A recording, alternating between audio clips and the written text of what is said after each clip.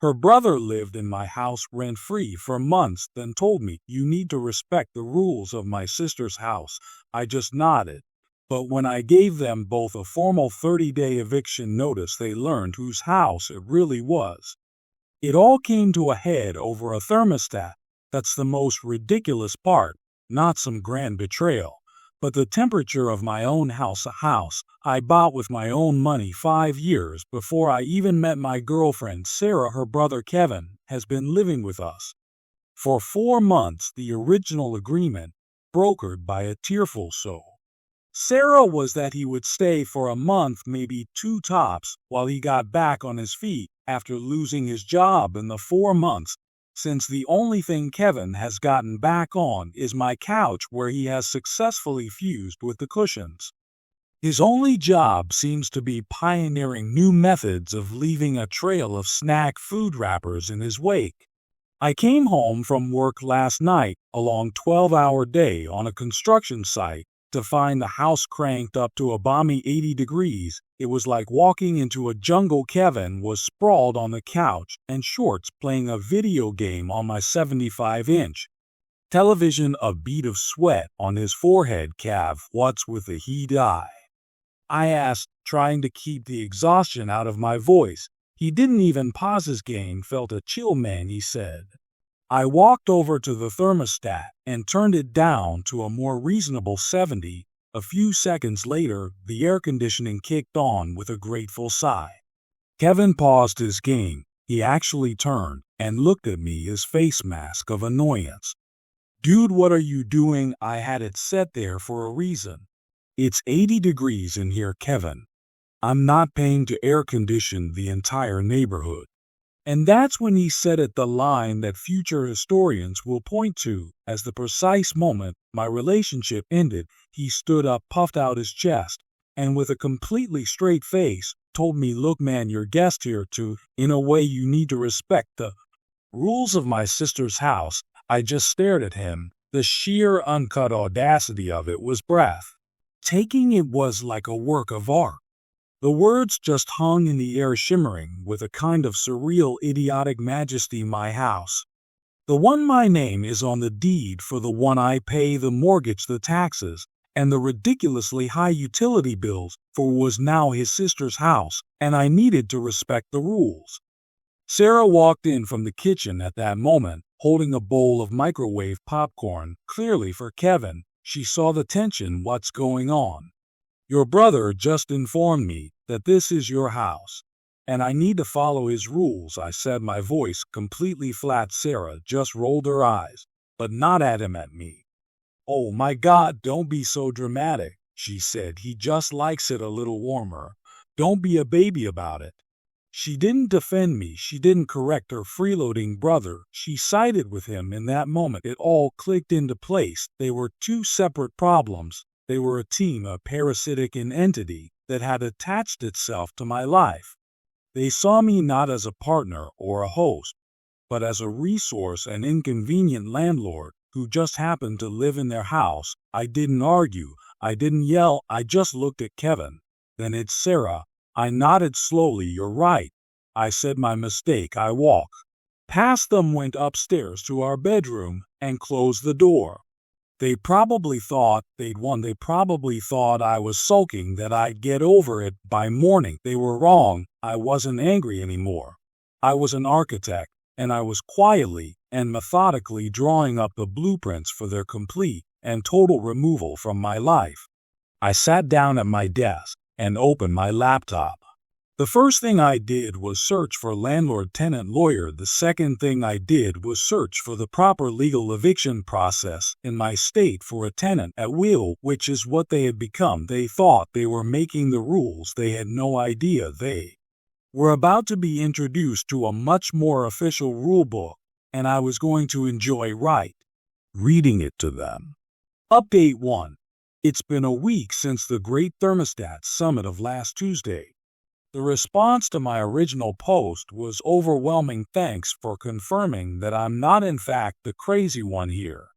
The day after Kevin declared my home a sovereign state ruled by his sister, I had a consultation with a lawyer. He was a sharp, no-nonsense guy who confirmed what my research had told me. Sincere and Kevin had lived in the house for more than 30 days and had established residency, getting mail here, except for I couldn't just change the locks. I had to follow the formal eviction process. It was a minor inconvenience, but doing it by the book would make the final outcome legally ironclad. That was all that mattered. My lawyer drafted 2 identical formal 30-day notices to quit, not a friendly letter, an official legal document citing termination of tenancy with their full names, and a move-out date exactly 30 days from the date of service. I chose to serve them on Friday night. I wanted their weekend to be ruined, just as they had ruined so many of mine. I came home from work and found them in their usual position, Sarah on her laptop at the kitchen table online shopping, and Kevin on the couch yelling at teenagers in his video game.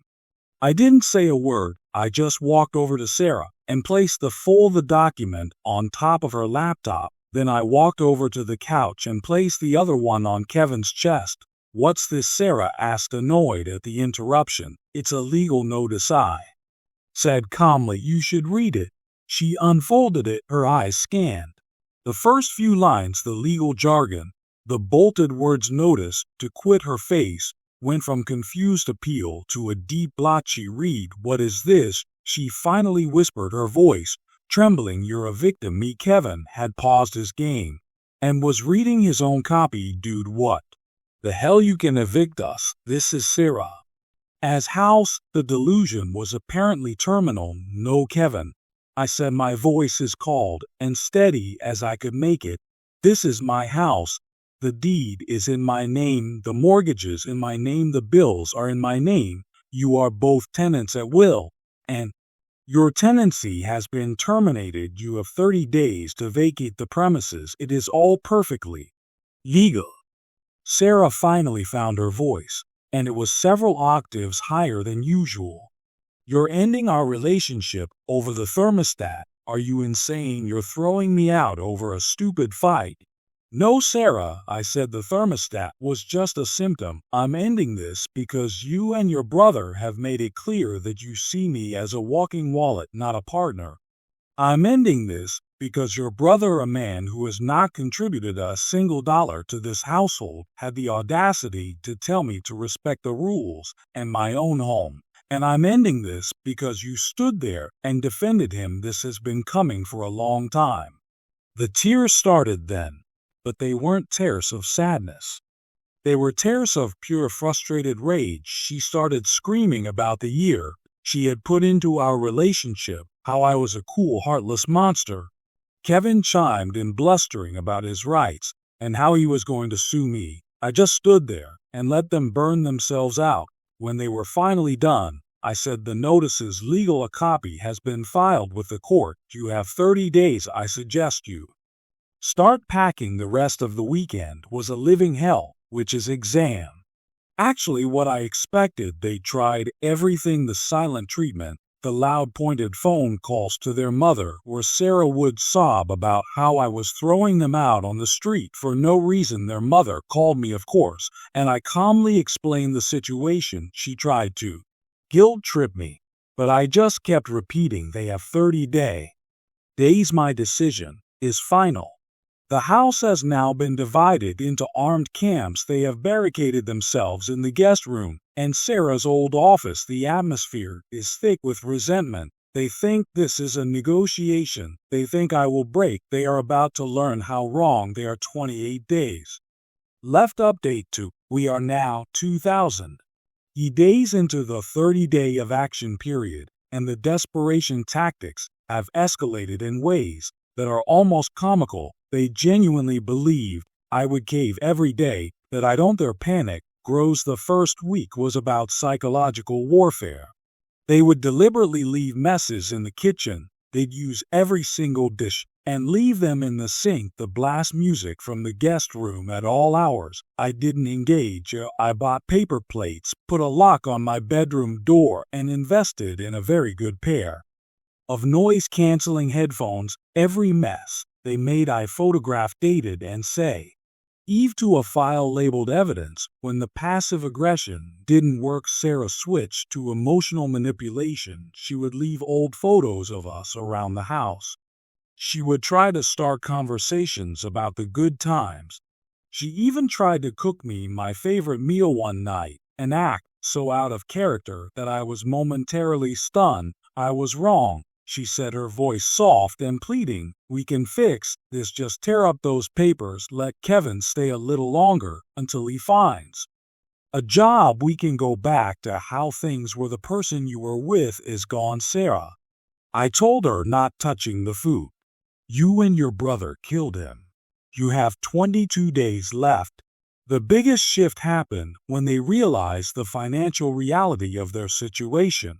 I had, of course, immediately separated all our finances. The joint account was closed. Her supplementary credit card was canceled. I changed all the passwords to the streaming services, the Amazon account, everything. The gravy train had not only left the station, it had been decommissioned and sold for scrap. Sarah's part-time job as a social media consultant brings in just enough to cover her car payment and her online shopping addiction.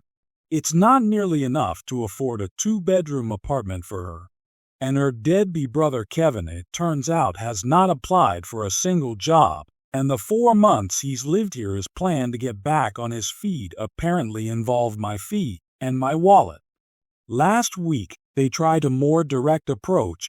I came home to find Sarah Care, Even and their parents sitting in my living room, and ambush Michael, her father, began trying to sound reasonable. We think this has gone far enough. You've made your point. Sarah is sorry now. Let's be adults and tear up the silly eviction notice. There's nothing silly about it. I said it's a legal document and it's not up for discussion. You are putting my son out on the street, her mother cried. Your son is a 30-year-old man who has been living off me for 4 months, I replied. He is your responsibility, not mine.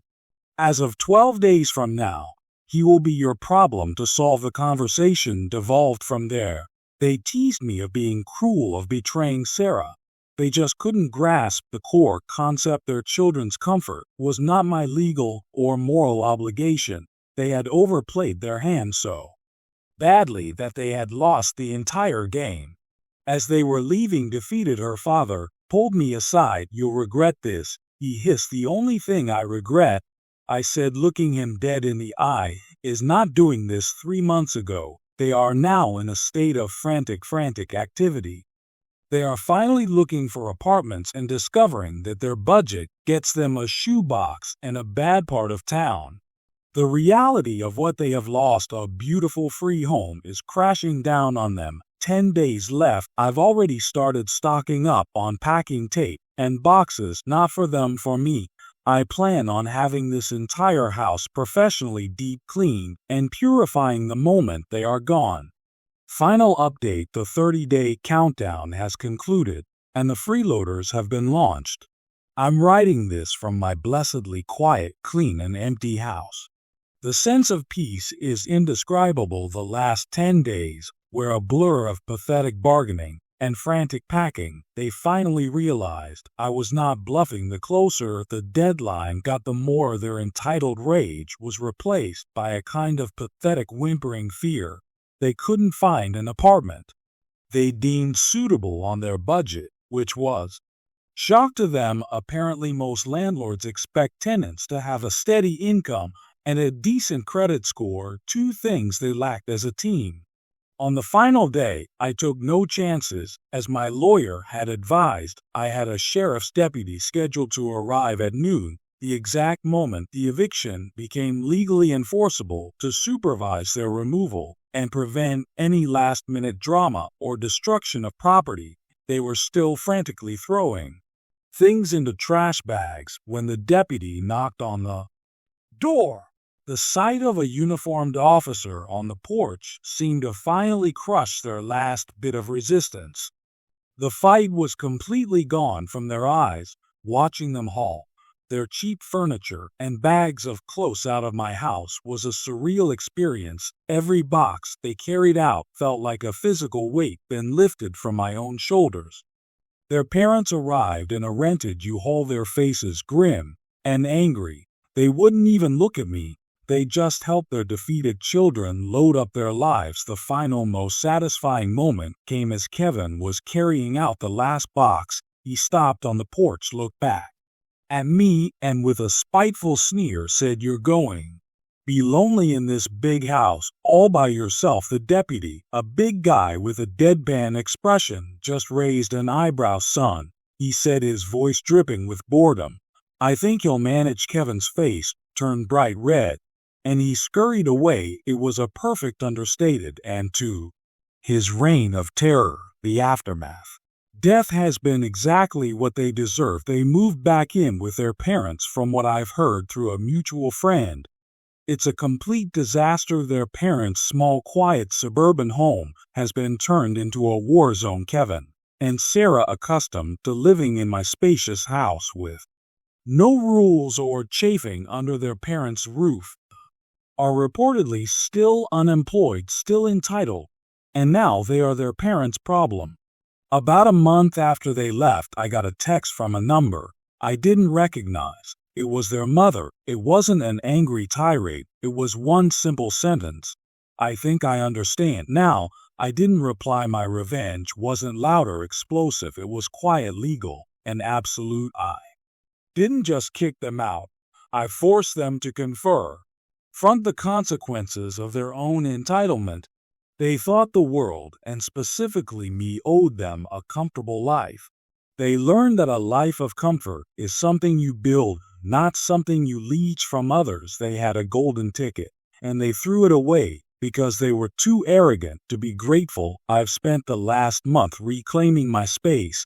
I had the entire house repainted. I sold the couch Kevin had colonized and bought a new one. I can set my thermostat to whatever temperature I damn well please. The silence is the best part. New love video games, new passive-aggressive sighs, no sense of being used. They tried to make my house theirs. They tried to make their rules my rules. But in the end, a piece of paper.